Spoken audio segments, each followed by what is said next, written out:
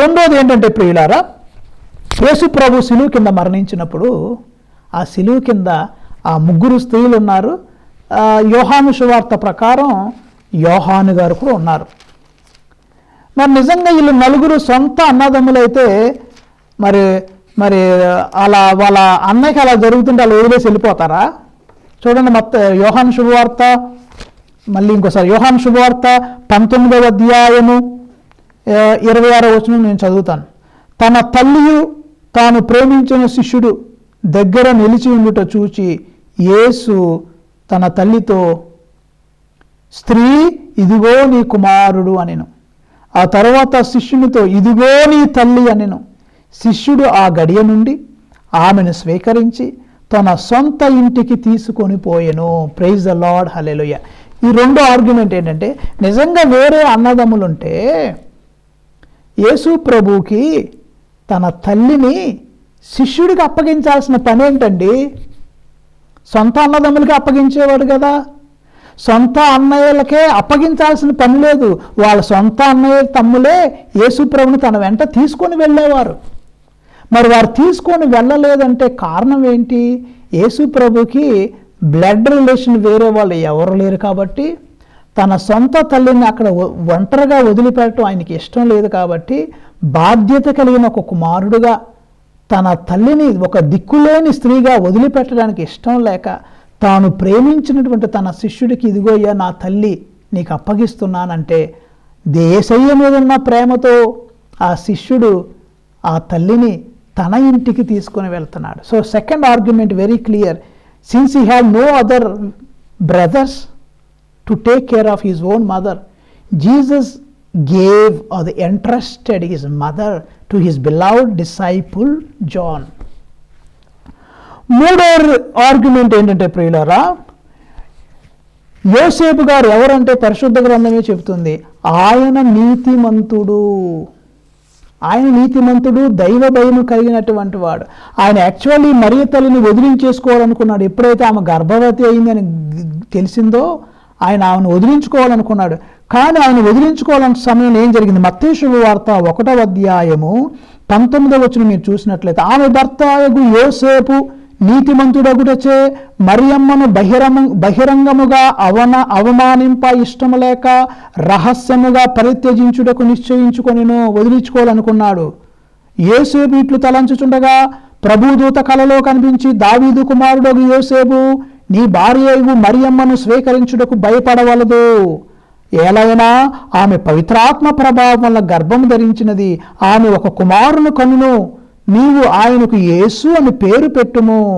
ఇవన్నీ చెప్పి చదువుకుంటా వెళితే లాస్ట్లో మనం ఏం చూస్తామంటే, ఇదిగో కన్య గర్భము ధరించి ఒక కుమారుని కనును, ఆయనకి ఇమ్మానుయేలు అని పిలిచెదరు అని ప్రవక్తతో ప్రభువు పలికినది నెరవేరినట్లు ఇదంతయు సంభవించెను.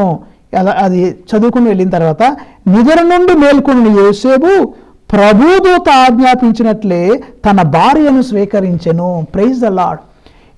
యోసేపు నీతిమంతుడు, దైవ భయము కలిగినటువంటి వాడు. తన దగ్గర ఉన్న స్త్రీ మామూలు స్త్రీ కాదు, ఆమె దేవునికి తల్లి. పవిత్రాత్మను పొందుకొని పవిత్రాత్మ ప్రేరణ వలన గర్భం ధరించింది అని తెలుసుకున్న వ్యక్తి ఈ దైవ భయము కలిగిన యోసేపు, నీతిమంతుడకు యోసేపు. ఎంత తెలుసు కూడా ఈమె దేవునికి చెందినటువంటిది, దేవునికి తన జీవితము అంకితము చేసుకున్నట్టుది, అటువంటిది పరిశుద్ధాత్మను పొందుకున్నటువంటి స్త్రీ అని ఒక ఏమంటారు ఇంగ్లీష్లో రెవరెన్షియల్ ఫియర్ అంటే ఆమెను ఒక హై అలా చూశారు యోసేపు గారు. చాలా గౌరవంగా మరియ తల్లిని చూశారు ఆయన. ఈమె నాకు చెందిన ఆమె కాదు, ఈమెకు దేవునికి చెందినటువంటిది, దేవుని చేత ఎన్నిక చేసుకోబడినది, దేవుని యొక్క ఆత్మ చేత అభిషేకించబడినది, ప్రభు కొరకు ప్రత్యేక విధంగా ఏర్పరచబడినది అన్నటువంటి దైవ భయము ఈ యొక్క యోసేపు గారిలో ఉంది. కాబట్టి ప్రియులారా, ఆయన ఎప్పుడు మరియ తల్లిని వేరే చూపులతో చూడలేదు. దేవుని తల్లిగా చూశాడు, పవిత్రాత్మను పొందుకున్న స్త్రీగా చూశాడు, అభిషేకించబడిన స్త్రీగానే చూశాడు. కానీ ఎప్పుడు ఆమెను తప్పుడు ఉద్దేశంతో, పాపము చేయాలనే ఉద్దేశంతో ఆయన ఎప్పుడు చూడలేదు. వాక్యం చెప్పినట్లుగా ఆయన నీతిమంతుడు. Is a honest man. దైవ భయం కలిగిన వాడు. ముందు వదిలించుకోవాలనుకున్న దూత చెప్పిన తర్వాత దైవ భయానికి, దైవ చిత్తానికి తల వంచి దైవ భయముతో తన భార్యకు మరియమ్మని తన భార్యగా స్వీకరించాడు. కానీ ఈమె దేవుడికి చెందినది. She belongs to God. పవిత్రాత్మ వలన గర్భం ధరించింది కాబట్టి ఆమెను ఉన్నత స్థానంలోనే ఉంచాడు. కానీ మనకలాగా చెడు ఆలోచనలతో ఆయన ఎప్పుడు లేడు. కాబట్టి ఆయన మళ్ళా దేవునికి సంబంధించిన స్త్రీ అని తెలిసి పవిత్రాత్మ వల్ల గర్భం ధరించిందని తెలిసి మళ్ళా తప్పు చేయడానికి వీలు లేదు. ఇది 3వ ఆర్గ్యుమెంట్. 4వ ఆర్గ్యుమెంట్ ఏంటి ప్రియులారా? కానా పెళ్లిలో జరిగిన సంఘటన. కానా పెళ్లిలో ఏం జరిగింది? అక్కడికే మరియ తల్లి, యేసు మరియు యేసు ప్రభు శిష్యులు అక్కడ ఆహ్వానింపబడ్డారు. మనం అక్కడ ఒకసారి వాక్యంలో చూద్దాం. నిజంగా రక్త సంబంధికులే ఉంటే వాళ్ళు కూడా ఆ యొక్క విందుకు ఆహ్వానింపబడి ఉండాలి కదా. చదువుతాను. యోహాను శుభవార్త 2వ అధ్యాయము 1-2 వచనాలు మీ కొరకు చదువుతున్నాను. 3వ రోజున గలిలయలోని కానాపల్లిలో ఒక పెళ్లి జరిగెను. యేసు తల్లి అచ్చట ఉండెను. యేసు ఆయన శిష్యులను ఆ వివాహమునకు ఆహ్వానింపబడిరి. Praise the Lord. మరి అన్నదమ్ములను పిలవలేదా? అక్క చెల్లెల్ని పిలవలేదా? అన్నదమ్ములు కూడా పిలవాలిగా. మరియ తల్లి అక్కడ ఉంది. మరి మనం అనుకున్నట్లే ఈ నలుగురు బ్రదర్స్, ఫర్ ఎగ్జాంపుల్ ఎవరు? యాకోబు, యోసేపు, సీమోను, యోదాలు, వాళ్ళు కూడా పిలవబడాలి కదా. మరియ తల్లిని పిలిచారు, యేసయ్యని పిలిచారు. సరే, యేసయ్య గొప్పవాడు కాబట్టి స్పెషల్ ఇన్విటేషన్ ఇచ్చాడని అనుకుందాం. కానీ అప్పటికి యేసయ్య ఏ అద్భుతం చేయలే. ఆయన బైబిల్ గ్రంథం ప్రకారం ఆయన చేసిన మొట్టమొదటి అద్భుతం ఏంటి? యోహాను శుభవార్త 2వ అధ్యాయము 11వ వచనం. ఈ విధంగా యేసు గలిలయలో కానా అనే పల్లెలో తన మొదటి అద్భుత చిహ్నమును ప్రదర్శించి తన మహిమను వెల్లడి చేసిన మొట్టమొదటి అద్భుతం కానా పల్లెలో. ఆ అద్భుతం చేయడానికి ముందుగానే మరి యేసయ్యని పిలిచారు. యేసు తల్లి అచ్చట ఉండెను. యేసు ఆయన శిష్యులను ఆ వివాహమునకు ఆహ్వానింపబడి. మరి నిజంగా అన్నదమ్ములు ఉంటే వాళ్ళు కూడా అన్నదమ్ములు కూడా యేసు, మరియ తల్లి మరియు మరియ తల్లి, యేసు, మిగిలిన అన్నదమ్ములు, అక్క చెల్లెండ్రు కూడా ఆ పెళ్లికి ఆహ్వానింపబడ్డారని రాయాలి కదా. సరే, అక్కల చెల్లెల్ని పక్కన పెట్టేసండి, నలుగురు సహోదరులైనా ఉండాలి కదా అక్కడ. వాళ్ళని ఎందుకని పిలవలేదు? వాళ్ళు రక్త సంబంధికులు కాదు కాబట్టి వాళ్ళ పేర్లు లిఖించబడలేదు. లేకపోతే అక్కడ ఉండాలి కదా. 5వ ఆర్గ్యుమెంట్ ప్రియులు, అది చాలా సింపుల్. నా ఆలోచన ఇది ఏంటంటే, సరే అన్నా చెల్లెళ్ళు ఉన్నారు అంటున్నాం. నేను చెప్పాను వాళ్ళు అన్నా చెల్లెళ్ళు కాదు, కజిన్స్, నెఫ్యూస్ అని చెప్పాను. నేను చెప్పడం కాదు, ఆ గ్రంథాలు చూస్తే మీకు అరమాయిక్ భాషలో, హీబ్రూ భాషలో ఆ తేడా లేదు కాబట్టి వాళ్ళని బ్రదర్స్, సిస్టర్స్ అని రాశారు. నిజంగా బ్రదర్స్, సిస్టర్స్ ఉన్నాం అనుకున్నామండి. యేసు ప్రభు తర్వాత ఎవరు పుట్టారు? మీ ఉద్దేశం ప్రకారం చెప్పండి. హూ ఇస్ యేసు ప్రభు తర్వాత సెకండ్ ఎవరు పుట్టారు మరియ తల్లికి? యాకోబు గారు పుట్టారా? ప్రూఫ్ ఏంటి? యేసు ప్రభు ఏ వయసులో ఉన్నప్పుడు యాకోబు గారు పుట్టారు? సరే, యాకోబు గారు తర్వాత ఎవరు పుట్టారు? ఫస్ట్ యేసయ్య అనుకుందాం మాట వరుసకి. యాకోబు గారు పుట్టారు. ఎప్పుడు పుట్టారు? ఆయన పుట్టినప్పుడు యేసయ్య వయసు ఎంత ఉంది? ఆయన తర్వాత ఎవరు? యోసేపు గారు పుట్టారా యాకోబు గారి తర్వాత? వాళ్ళు ఎప్పుడు పుట్టారు? సీమోను ఎప్పుడు పుట్టాడు? యోధా ఎప్పుడు పుట్టాడు? ఏమండి మీరు అనొచ్చు, ఏంటంటే ఫాదర్ గారు పిచ్చి ప్రశ్నలు వేస్తున్నారండి. యాకోబు ఎప్పుడు పుట్టాడు? యోసేపు ఎప్పుడు పుట్టాడు? సీమోను ఎప్పుడు పుట్టాడు? యోధా ఎప్పుడు పుట్టాడు అంటారు ఏంటండి అనొచ్చు మీరు. పిచ్చి ప్రశ్న కాదండి. మనకి అవ్వాదం యొక్క పిల్లల గురించే స్పష్టంగా రాశారు. ఇస్సాకుకి ఎంతమంది పిల్లలు స్పష్టంగా రాశారు. యాకోబు కూడా పిల్లలు ఎంతమంది పుట్టారు, ఎవరు ఎప్పుడు పుట్టారు, బెన్యమీన్ ఏంటి, యోసేపు ఏంటి, ఈ యోసేపు చరిత్ర, ఇంత క్లియర్గా సరే ఎందుకు నూతన నిబంధనలు యేసుక్రీస్తు వంశావళిని అబ్రహాం నుంచి మొత్తం రాసుకొచ్చారు లిస్ట్ క్లియర్గా. ఇంత క్లియర్గా రాసిన వాళ్ళు మరి యేసు ప్రభువుకి నిజంగా రక్త సంబంధికులు ఉంటే ఇదిగో ఆయన తర్వాత ఈ ఫలానా ఈయన పుట్టాడు, ఆయన పెరిగిన 2 నెలలకి అంటే కొన్ని సంవత్సరాలకి ఈయన పుట్టాడు, తర్వాత ఇంకో సంవత్సరానికి ఆ క్లియర్గా రాయాలిగా క్రోనలాజికల్గా. మీరు ఆలోచించండి, మత్తయి శుభవార్తలో ఎప్పుడెప్పుడో చరిత్ర రాసిన వాళ్ళు చూడండి, యేసుక్రీస్తు వంశావళి దావీదు చూడండి, మత్తయి శుభవార్త 1:1-2 మీ కొరకు చదువుతాను. దావీదు కుమారులను అబ్రహాము కుమారుడైన యేసుక్రీస్తు వంశావళి. అబ్రహాము ఇస్సాకుకు తండ్రి, ఇస్సాకు యాకోబు తండ్రి, యాకోబుకు యోదాకు అతని సోదరులకు తండ్రి, యాకోబు యోదాకు అతని సోదరులకు తండ్రి. ఇలా పేరు వేసుకుంటే ఆ చరిత్ర అంతా ఉంటుంది, జీనియాలజీ ఆఫ్ జీసస్ క్రైస్ట్. అరే అబ్రహాము నుంచే అంత రాసుకొచ్చిన వాళ్ళు క్లియర్గా యేసు ప్రభువుకి నిజంగా అన్నాదమ్ములుంటే ఇదిగో ఫలానా ఈయన పుట్టాడు, ఆయన తర్వాత ఈయన పుట్టాడు, ఆయన తర్వాత ఈయన పుట్టాడు, తర్వాత కొన్ని సంవత్సరాలకి ఈయన పుట్టాడు, యేసు ప్రభువుకి 2వ ఫ్యామిలీలో సిబ్లింగ్ ఈయన అని రాయలేరా? ఎందుకు రాయలేదు? అన్నాదమ్ముల గురించి ఎందుకు రాయలేదు? నిజంగా బ్లడ్ రిలేషన్ ఉంటే క్లియర్గా యేసు ప్రభు తర్వాత ఆయన 2 సంవత్సరాలు 3 సంవత్సరాలు ఉన్నప్పుడు ఇంకొక ఆయన పుట్టాడు, తర్వాత ఇంకొక ఆయన పుట్టాడు అని రాయొచ్చుగా. రాయలేదు. ఎందుకు రాయలేదు? నా అభిప్రాయం ఇది. నిజంగా ఉంటే రాసేవాళ్ళు. వీళ్ళు కజిన్స్ కాబట్టి పెద్ద సీరియస్ తీసుకోలేదు వాళ్ళు. తర్వాత ప్రియులారా 6వ ఆర్గ్యుమెంట్ ఏంటంటే, బైబిల్లో ప్రతి మాటని మాటలాగా తీసుకోకూడదు. ఇప్పుడు నేను ప్రతి ప్రసంగంలో ప్రభునందు ప్రియ సహోదరి సహోదరులారా అంట. సహోదరి సహోదరులారా అంటే అందరూ నాకు అన్నా చెల్లెళ్ళు అక్క చెల్లెళ్ళు అయిపోరు. ప్రభునందు ప్రియ సహోదరి సహోదరులారా అంటున్నాను. ఇది మీకు క్లియర్గా ఎందుకు ఈ మాట నేను చెప్తున్నా అంటే, మనం మాట తీసుకుంటే ప్రమాదాలు ఉన్నాయి. ఉదాహరణకి పౌలు గారు ఒనేసిముస్ అనే ఒక బందీని నా కుమారుడగు ఒనేసిముస్ అని రాస్తాడు. ఇంగ్లీష్లో ఎలా ఉంటుంది చూడండి, అది ఫిలోమోనికి రాసిన లేఖ 1వ అధ్యాయం 10వ వచనం ఇంగ్లీష్లో ఉంటుంది. I'm appealing to you for my child Onesimus whose father I have become during my imprisonment. ఇది చూడంగానే ఎవరైనా బైబిల్ జ్ఞానం లేని వాళ్ళు పౌలు గారిని అపార్థం చేసుకుంటారు. ఒనేసిముస్, నా కుమారుడగు ఒనేసిముస్ గురించి నేను నీకు రాయుచున్నాను. ఫిలోమీనుకు రాసిన లేఖ 1వ అధ్యాయం 10వ వచనంలో, నేను చెరసాలలో ఒనేసిమునకు తండ్రిగా మారాను, ఆ బిడ్డ కొరకు నేను ఒక మనవి చేయుచున్నాను అని పౌలు గారు అంటున్నారు. సరే, ఇక్కడ మారానన్న పదం ఉంది. కొన్ని బైబిల్ అంటే నా కుమారుడగు నేను జైల్లో ఉన్నప్పుడు ఒనేసిముస్ అనే వ్యక్తికి తండ్రి అయ్యాను.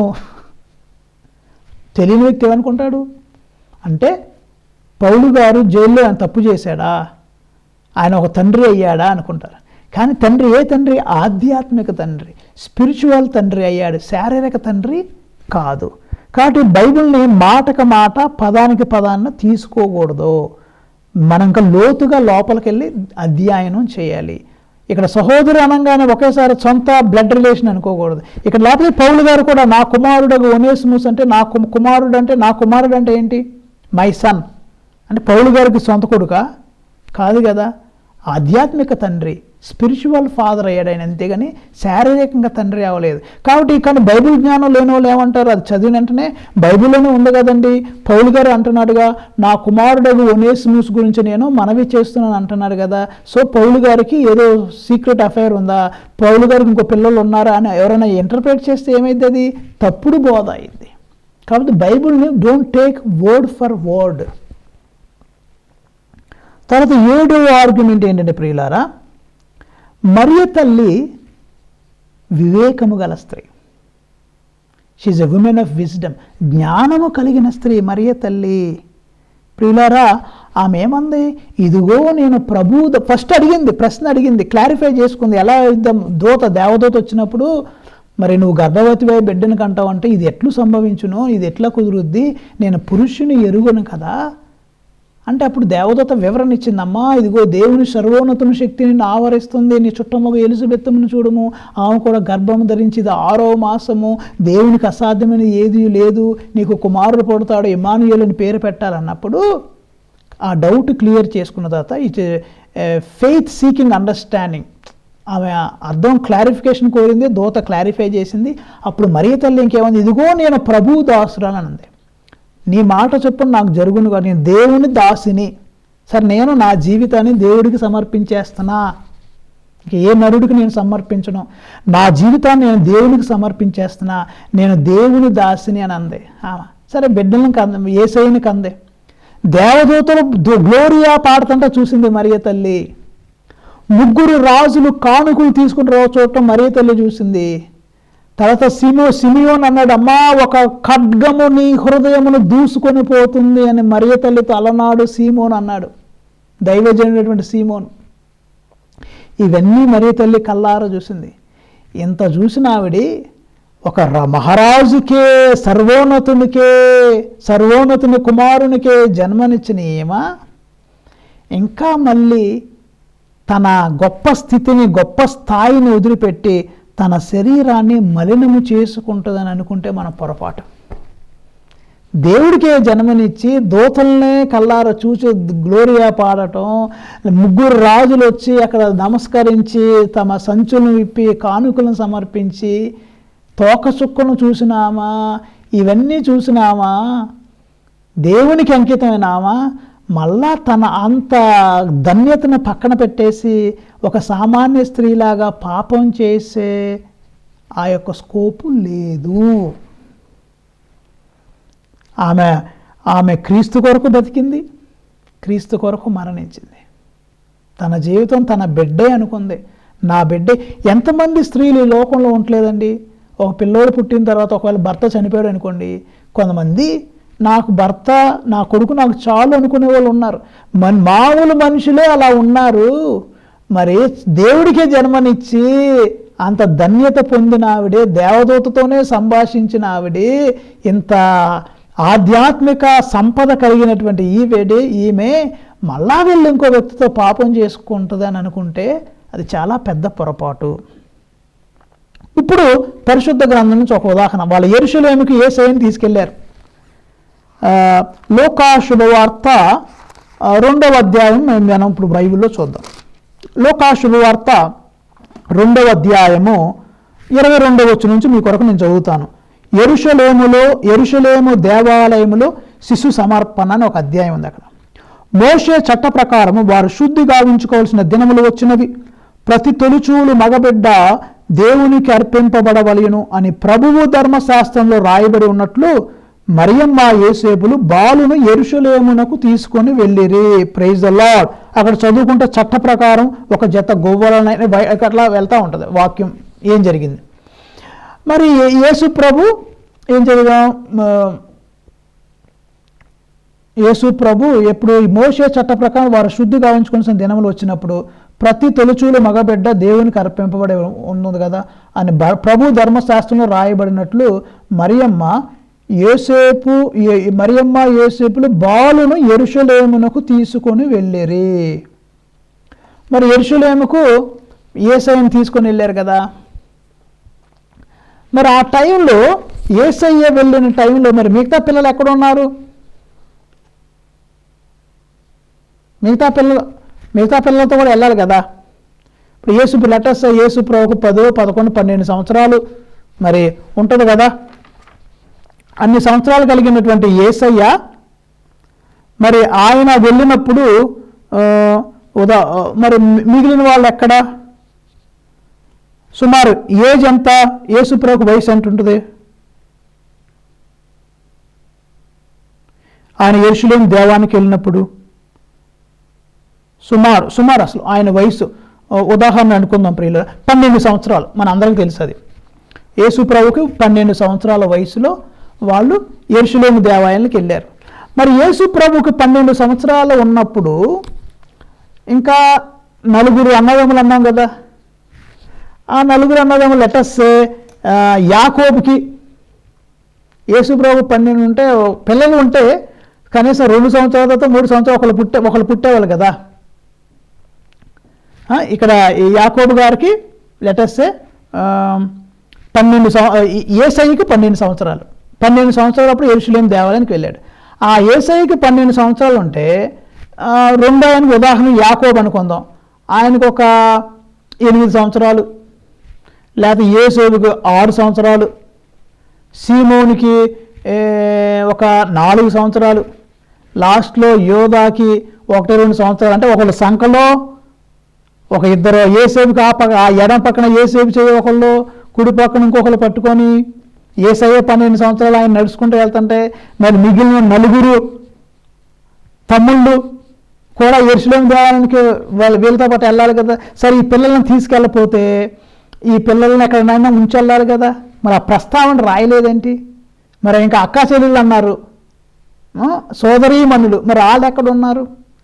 మరి ఫ్యామిలీ కుటుంబ సమేతంగా మనం ఒక తీర్థయాత్రకి వెళ్తే కుటుంబ సమేతంగా వెళ్తాం, లేకపోతే ఆ పిల్లల్ని ఎక్కడైనా పెట్టి వెళ్తాం. ఇక్కడ 2 పాసిబిలిటీస్. నిజంగా అన్నదమ్ములు ఉంటే యాకోబు, యోసేపు, సీమోను, యోధాలు ఉంటే వాళ్ళ పేర్లు కూడా ఆయన 12 సంవత్సరాలు అప్పుడు యెరూషలేము దేవాలయానికి వెళ్ళారు కాబట్టి అప్పుడేం రాయాలి? పిల్ల పాపలతో వెళ్ళిరి. యేసేపు మరియలు యేసయ్యకు 12 సంవత్సరాల వయసు వచ్చినప్పుడు మిగిలినటువంటి అన్నదమ్ములతో కలిసి వెళ్ళి, అక్కడ యేసయ్య తప్పిపోయారు కదా, యేసయ్య కాదు తప్పిపోయేది అప్పుడు 12 సంవత్సరాలు, వీళ్ళు తప్పిపోయేవాళ్ళు.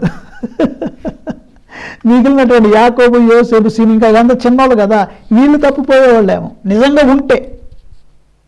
లేకపోతే ఆ 4 అన్నదమ్ముల్లో ఎవరైనా ఒకళ్ళు యేసయ్యతో పాటు అక్కడ యెరూషలేము దేవాలయంలో ఉండేవాళ్ళు, యేసయ్య చుట్టూ తిరుగుతూ ఉండేవాళ్ళు. అన్నదమ్ములు వెంటనే వదిలిపెట్టరు కదా, ఎవరో ఒకళ్ళు పక్కన ఉంటానే ఉంటారు, ఆడుతూ ఉంటారు. లేదా ఆ 4 ఎవరైనా ఒకళ్ళు యేసుప్రభుకి ఫేవరెట్ తమ్ముడు అయి ఉంటారు, ఉండుంటారు.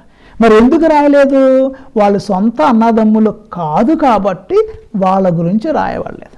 లేకపోతే వాళ్ళని ఎక్కడైనా పెట్టుంటే ఆ మిగిలిన అన్నదమ్ముల్ని 4 అన్నదమ్ములను ప్రయాణానికి ఇబ్బంది పడకుండా వేరే చోట ఉంచిరి అన్న బైబిల్లో రాయాలి కదా, అది కూడా రాయలేదు. ఎందుకు రాయలేదు? Because they are not blood relation, వాళ్ళు రక్త సంబంధికులు కాదు కాబట్టి వాళ్ళ గురించి రాయలేదు ప్రియులారా. ఇదొక ఆర్గ్యుమెంట్. తర్వాత 9వది చాలా ముఖ్యం నా ఉద్దేశంలో. 9వ ఆర్గ్యుమెంట్ ఏంటి? యెహెజ్కేలు గ్రంథము 44వ అధ్యాయంలో మనం చూడాలి ప్రియులారా ఈ మాట. ఇది మరియ తల్లి గర్భానికి సంబంధించింది. యెహెజ్కేలు గ్రంథము 44వ అధ్యాయము 2వ వచనంలో ఇక్కడ ఒక మాట ఉంది.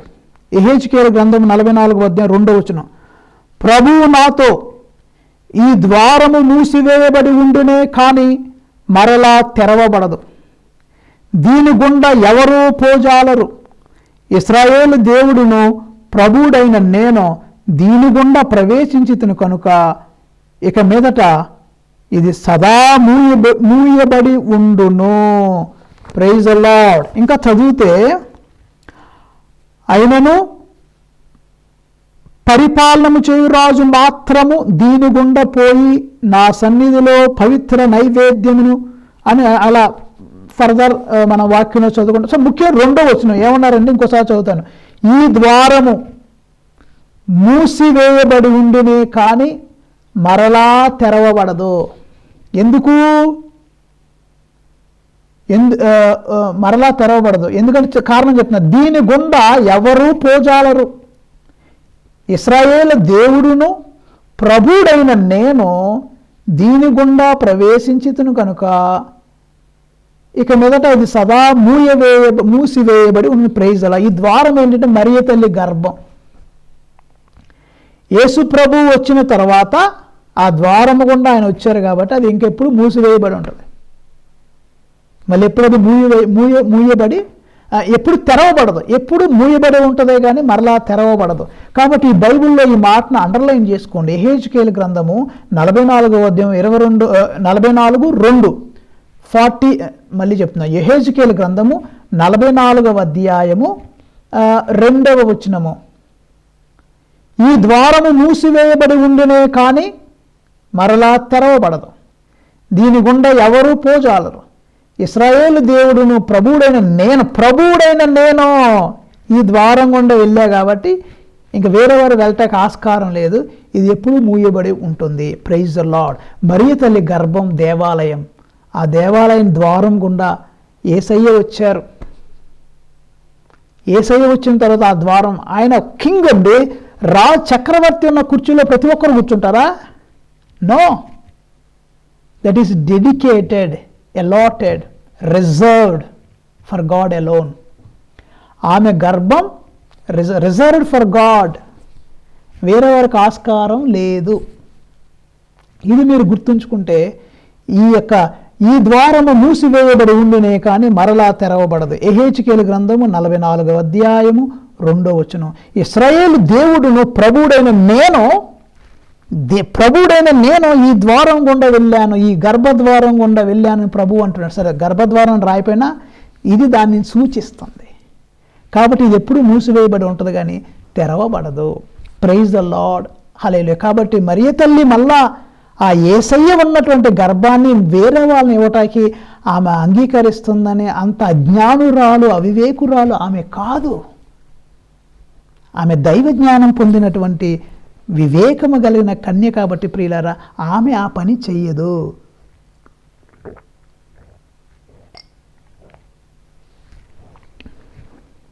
Excuse me. చివరిగా ప్రియులారా, పాత నిబంధనలో సమూవేలు 2వ గ్రంథము 6వ అధ్యాయం చెప్పి నేను ముగిస్తాను. చాలా టైం అయిపోయింది, మీరు చాలా ఇప్పటికే. సమూవేలు 2వ గ్రంథము 6వ అధ్యాయం, అక్కడ ఏం జరుగుతుందంటే, ఇశ్రాయేలు ప్రజలు దేవుని మందసాన్ని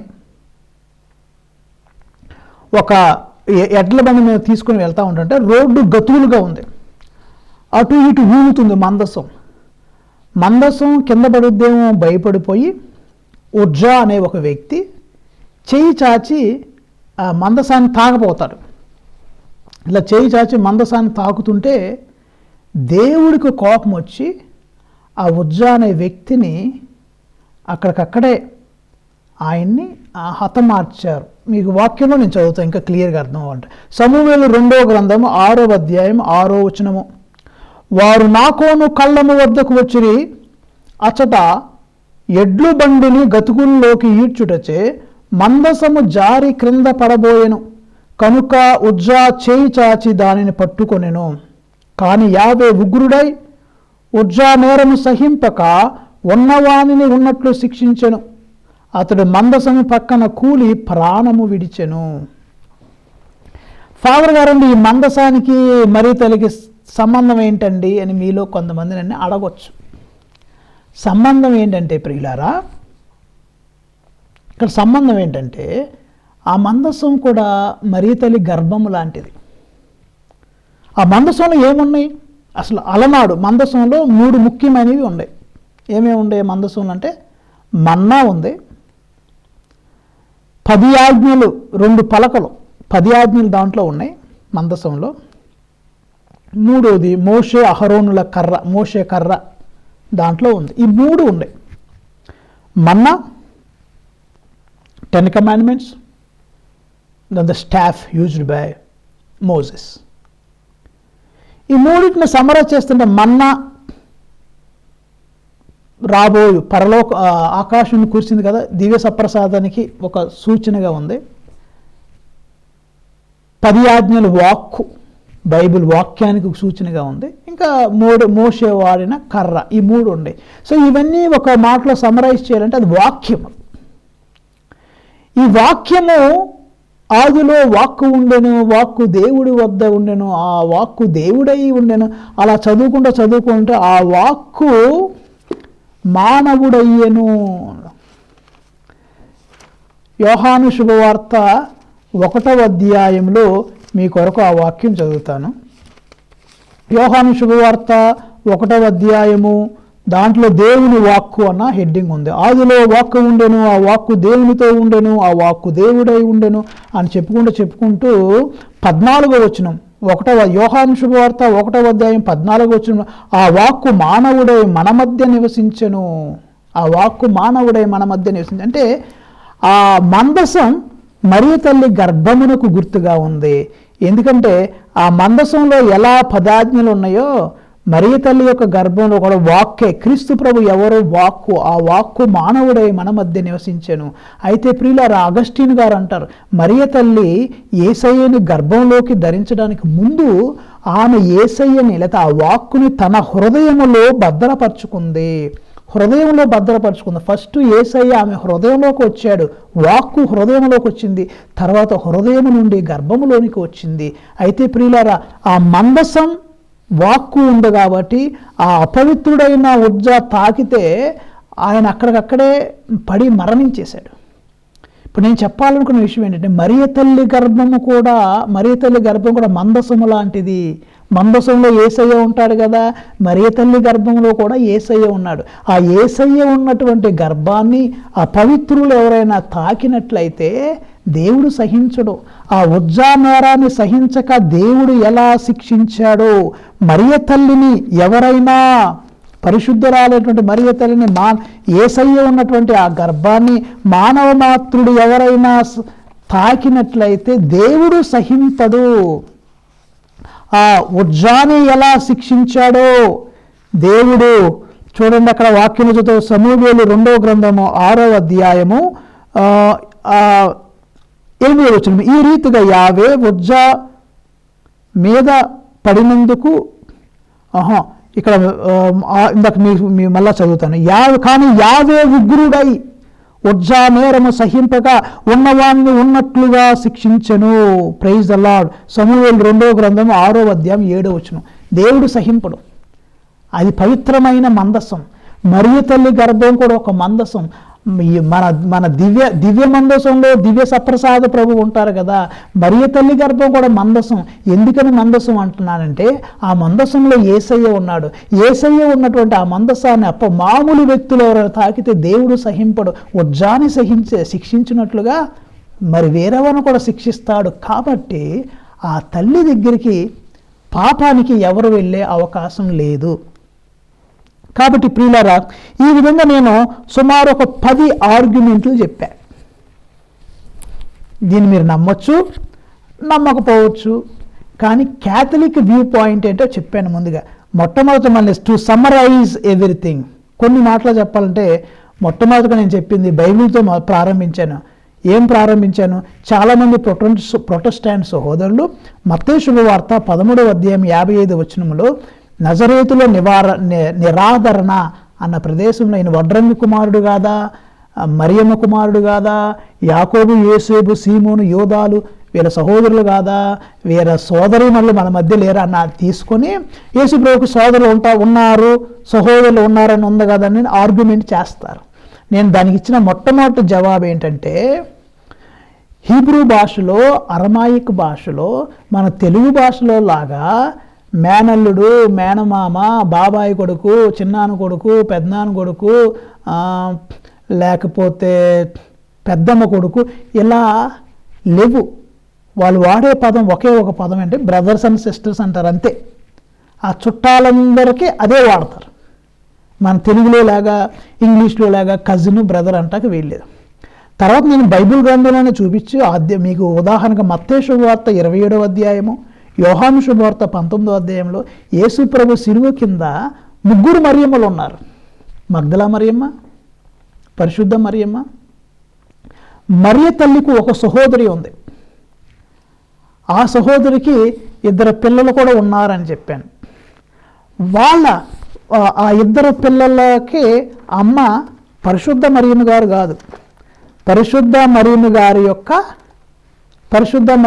యొక్క సహోదరి అని చెప్పాను. మీరు అది చక్కగా విన్నట్లయితే ఆ 2వ మరియమ్మకి 2 పిల్లలు ఉన్నారు, యాకోబు, యోసేపులు. సో మరియమ్మ గారికి ఒక సహోదరు ఉందన్నాం కదా. మరి ఇద్దరు అక్క చెల్లెళ్ళు పిల్లలు ఏమనుకుంటారు? అన్నదమ్ములు అనుకుంటారు కదా. అది చెప్పాను. మొట్టమొదటి ఆర్గ్యుమెంట్ బైబిల్ అది చూపించాను. అది చూపించి యోసేబియూస్ అనే ఒక చరిత్ర రాసినటువంటి ఒక హిస్టోరియన్, ఆయన రచనలో ఆయన రాసుకొచ్చాడు. ఏమని?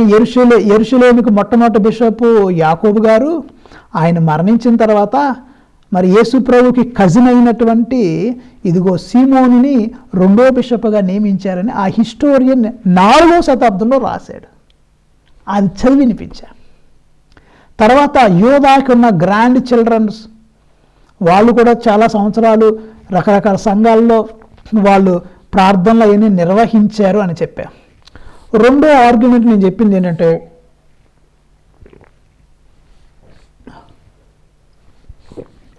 రెండో ఆర్గ్యుమెంట్ నేను చెప్పింది ఏంటంటే, యేసుప్రభువుకు నిజంగా అన్నదమ్ములు ఉంటే ఆ సిలువ కింద శిష్యుడు ఒక్కడే ఎందుకు ఉంటాడు ఈ స్త్రీలతో పాటు?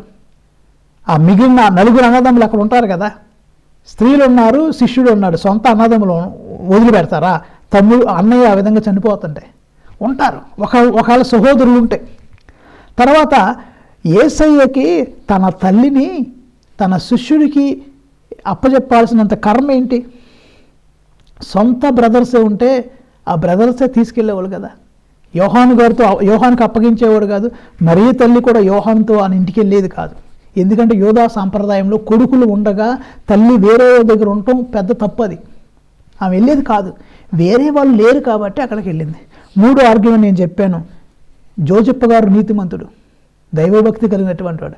మరియ తల్లి గురించి దూత అంత చెప్పిన తర్వాత ఆయన దేవుని కుమారుడికే జన్మిస్తుందయ్యా, పవిత్రాత్మ వలన గర్భం ధరించిందయ్యా అని ఎంత వివరం ఇచ్చిన తర్వాత ఆయన ఇంకా ఇహలోక పరంగా పాపం చేసే అవకాశం లేదు. ఆయన మరియ తల్లిని గౌరవంగా చూశాడు, ప్రేమగా చూశాడు, బాధ్యతగా చూశాడు. కానీ ఆమెతో శారీరకంగా తప్పు చేసి వేరే జీవితం జీవించాలనుకునే ఆలోచన చేయలేదు, చేసే అవకాశం లేదు. Because she belongs to God.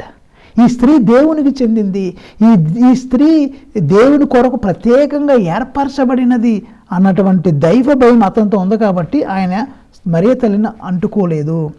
4వది నేను చెప్పింది ఏంటంటే, కానా పెళ్లిలో పెళ్ళికి మరియ తల్లిని పిలిచారు, యేసుని పిలిచారు. నిజంగా రక్త సంబంధికులు ఉంటే మళ్ళీ రాసేవాళ్ళు కదా, వాళ్ళ అన్నదమ్ములు కూడా వెళ్ళారని. యేసు తల్లి అచ్చట ఉండెను, యేసు మరియు అతని సోదరులు కూడా ఆ వివాహమునకు ఆహ్వానింపబడిరి అని రాసేవాళ్ళు కదా. ఎందుకు రాయలేదంటే అక్కడ రక్త సంబంధికులు లేరు కాబట్టి.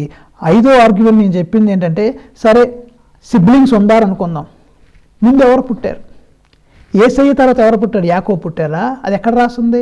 యేసు ప్రభు పుట్టిన ఆయన 2 సంవత్సరాలు 3 సంవత్సరాల తర్వాత వాళ్ళ తమ్ముడు పుట్టాడు. తర్వాత యోసేపు పుట్టాడు. ఇంకో 2 సంవత్సరాలతో సీమోను పుట్టాడు. లేకపోతే ఇంకో సంవత్సరాలతో యోధా పుట్టాడు. ఈ 4 అన్నదమ్ముల పేర్లు క్రోనాలజికల్గా రాయాలి కదా. ఎందుకు రాయలేదు? ఫాదర్ అవన్నీ ఎలా రాస్తారండి, కుదరదని అంటారేమో. కాదు, అవ్వ ఆదాము పుట్టిన పిల్లలే కరెక్ట్గా రాసినప్పుడు, యాకోబు గారు పుట్టినటువంటి ఆ సంతానం లిస్టు రాసినప్పుడు, ఇంత లిస్టులు రాసినప్పుడు మరి యేసు ప్రభు రక్షకుడు కదా, ఆ లోకరక్షకుడికి అన్నదమ్ములు ఉంటే దాన్ని క్రోనాలజికల్గా రాసేవాళ్ళు కదా. మరి రాయలేదు అంటే అలా సొంత అన్నదమ్ములు కాదు, అది వాళ్ళకి తెలుసు, ఆనాటి తరానికి తెలుసు. దే ఆర్ ఓన్లీ కజిన్స్, నెవ్యూస్, బంధువులని తెలుసు కాబట్టి వాళ్ళు సీరియస్గా తీసుకోవాలి. లేకపోతే వాళ్ళు రాసేవాళ్ళు క్రియలు క్రిస్టల్ క్లియర్గా పద్ధతి ప్రకారం ఒక ఆర్డర్లో రాసేవాళ్ళు. అబ్రహాము సంతానం రాసిన వాళ్ళు, అవ్వ ఆదాము సంతానం రాసిన వాళ్ళు యేసుప్రభు కొన్ని అన్నదమ్ముల గురించి రాయరండి. నిజంగా ఉంటే ఈ ఆర్గ్యుమెంట్ చెప్పాను. తర్వాత 6వ ఆర్గ్యుమెంట్ నేను చెప్పింది ఏంటంటే, సహోదరులారా అంటే నిజంగా ఒకే తల్లికి పుట్టిన వారని కాదు. ఒక ఉదాహరణ ఇచ్చా. ఫిలోమోనికి రాసిన లేఖలో పౌలు గారు, నా కుమారుడగు ఒనేసిముసు, నేను అతనికి జైల్లో తండ్రి అయ్యాను అని రాసుకొచ్చారు కదా. అవి లౌకికంగా ఒక న్యూస్ పేపర్ చదివినట్టు, ఒక నావెల్ చదివినట్టు చదివితే పౌలు గారు కూడా మనం తప్పు అంటగట్టి ఆయన చెరసాల్లో ఏదో తప్పు చేసి ఉంటాడు, అందుకే పిల్లలు కలిగాడు అనే తప్పుడు ఆయన మీద నేరం మోపే అవకాశం ఉంది. ఆయన తండ్రి, అవును, ఏ తండ్రి? శారీరక తండ్రి కాదు, ఆధ్యాత్మిక తండ్రి అయ్యాడు, స్పిరిచువల్ ఫాదర్ అయ్యాడు. కాబట్టి మనం బిట్వీన్ ద లైన్స్ చదవాలి, మాటకు మాట తీసుకోలేదు. తర్వాత 7వ ఆర్గ్యుమెంట్ నేను చెప్పిందంటే, మరియ తల్లి జ్ఞానము కలిగిన స్త్రీ, వివేకము గల స్త్రీ, అంతా దేవదూతతోనే మాట్లాడి ఇది ఎట్లు జరుగును, నేను పురుషుని ఎరుగును కదా అన్నప్పుడు దేవదూత ఇచ్చిన ఆ ఎక్స్ప్లెనేషన్ విని, అమ్మా సర్వోన్నతుని శక్తి నీ మీదకు వస్తుంది, నువ్వు ఇదిగో లోకరక్షకుడికి జన్మనిస్తావు, ఇమ్మానుయేలుకి జన్మనిస్తావు అమ్మా, ఇదిగో నీ బంధువు ఎలిజబెత్తమ్మను చూడమ్మా అని వివరణ ఇచ్చిన తర్వాత, అంత వివరణ ఇచ్చి బిడ్డకు జన్మనిచ్చి లోకరక్షకుడు జన్మనిచ్చి దోతల పాటలు పాడుతుంటే చూసిన ఆవిడే, 3 రాజులు వచ్చి దండం పెట్టి సంచులు ఇచ్చి కానుకలు ఇచ్చిన చూసిన ఆవిడే, అలనాడు సిమియోను అమ్మా నీకు ఒక ఖడ్గముని హృదయముని దూసుకొని పోతుంది అని చెప్పినప్పుడు విన్న ఆవిడ, ఇంత చూసిన ఆవిడ అంత మర్చిపోయి మళ్ళీ వెళ్ళి యేసయ్య కంటే ఇంకా ఆయన లోకరక్షకుని పక్కన పెట్టేసి వేరే వాళ్ళకి వెళ్ళి పాపం చేసి పిల్లల్ని కంటదా? ఆమెకు అంత కర్మే ఉంది. ఆమె జ్ఞానం కలిగిన స్త్రీ దేవుడి దగ్గర పెట్టుకొని ఇంకా అంత తప్పులు చేసే అవకాశం లేదు. తర్వాత 8వ ఆర్గ్యుమెంట్ నేను చెప్పింది, యెరూషలేము దేవాలయానికి వెళ్ళారు యేసుప్రభు 12 సంవత్సరాల వయసు అప్పుడు. ఆ 12 సంవత్సరాల వయసు అప్పుడు అని వెళ్తే మిగిలిన అన్నాదమ్ములకు ఒకరికి 8వ సంవత్సరం అన్నా, ఇంకొకరికి 7, ఇంకొకరికి 6 సంవత్సరాలు, ఇంకొకరికి 4 సంవత్సరాలు, 2 సంవత్సరాలు, మరి అక్కా చెల్లెలు కూడా ఉన్నారు కదా, వాళ్ళు ఇంకా ఎంతమంది, వీళ్ళందరితో పాటు వీళ్ళ అక్కడ రాయలేదు కదా యెరూషలేము దేవాలయానికి మరియ జోజేపులు మరియ యోసేపులు పిల్ల పాపలతో దేవాలయానికి వెళ్ళిరి అని రాశారా? రాయలేదు కదా. మరి బైబిల్లో ఉంటే అక్కడ మరి వీళ్ళ ఫ్యామిలీ మొత్తం వెళ్ళింది, మరి వాళ్ళ పేర్లు ఉండాలి కదా. లేవు అంటే నిజమైన పిల్లలు కాదు. తర్వాత 9వ ఆర్గ్యుమెంట్ చెప్పింది, యెహెజ్కేలు గ్రంథం 44వ అధ్యాయంలో ఈ ద్వారము సరా మూసివేయబడి ఉండును, మళ్ళా తెరవబడదు. ఎందుకు?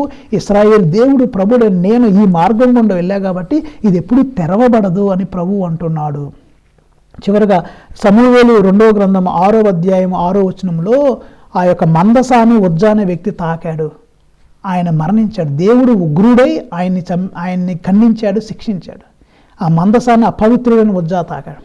అయితే ఇప్పుడు ఈ మందసం ఏంటో కాదు, మరియ తల్లి గర్భం కూడా ఒక మందసమే. ఆ మందసంలో యేసయ్య ఉన్నాడు. యేసయ్య ఉన్నటువంటి ఆ మందసాన్ని ఆ పవిత్రులు తాకకూడదు.